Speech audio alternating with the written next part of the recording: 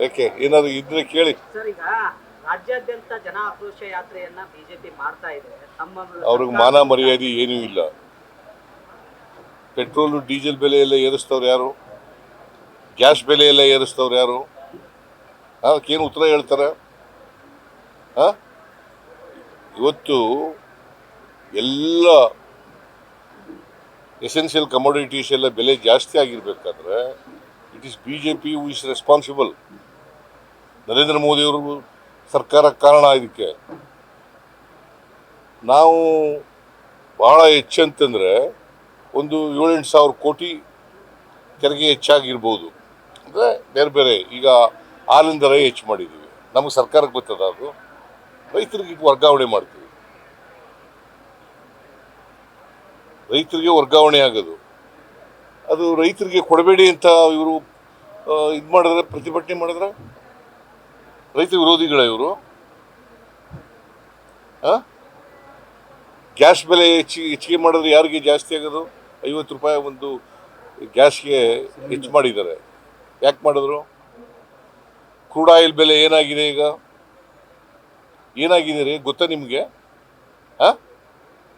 Crude oil ಬೆಲೆಗೂ petrol diesel ಬೆಲೆಗೂ ಹೆಚ್ಚು ಮಾಡೋದಕ್ಕೆ ಸಂಬಂಧ ಇದೆ. ಕ್ರೂಡ್ ಆಯಿಲ್ ಬೆಲೆ ಮನಮೋಹನ್ ಸಿಂಗ್ ಅವರು ಇದ್ದ ಕಾಲದಲ್ಲಿ $120 ಒಂದು ಬ್ಯಾರೆಲ್ಗಿತ್ತು. ಈಗ ಎಷ್ಟಾಗಿದೆ ಗೊತ್ತಾ? $65. ಮತ್ತೆ ಯಾಕೆ ನೀವು ಹೆಚ್ಚು ಮಾಡಿದ್ರಿ? ಯಾಕ್ರಿ ಹೆಚ್ಚು ಮಾಡಿದ್ರಿ? ಅದ್ರ ವಿರುದ್ಧ ಮಾತಾಡಿ. ಬಿಜೆಪಿ ಅವರಿಗೆ ಫಸ್ಟ್ ಆಫ್ ಆಲ್ ಅವ್ರಿಗೆ ಮಾರಲ್ ರೈಟ್ ಇಲ್ಲ, ನಂಬರ್ 1. ನಂಬರ್ 2, ಬೆಲೆ ಏರಿಕೆ ಆಗಿರೋದು ಅವ್ರ ಕಾಲದಲ್ಲೇ. ಕೇಂದ್ರ ಸರ್ಕಾರದ ತಪ್ಪು ನೀತಿಯಿಂದಾಗಿ ಬೆಲೆ ಏರಿಕೆ ಜಾಸ್ತಿ ಆಗಿದೆ. ಅವರು ಪೆಟ್ರೋಲ್ ಡೀಸೆಲ್ ಬೆಲೆ ಇವತ್ತು ಎಷ್ಟು? ಒಂದು ಗ್ಯಾಸ್ ಉಪಯೋಗಿಸ್ತೀಯಾ? ಎಷ್ಟು ಒಂದು ಗ್ಯಾಸ್ ಬೆಲೆ ಎಷ್ಟು ಈಗ?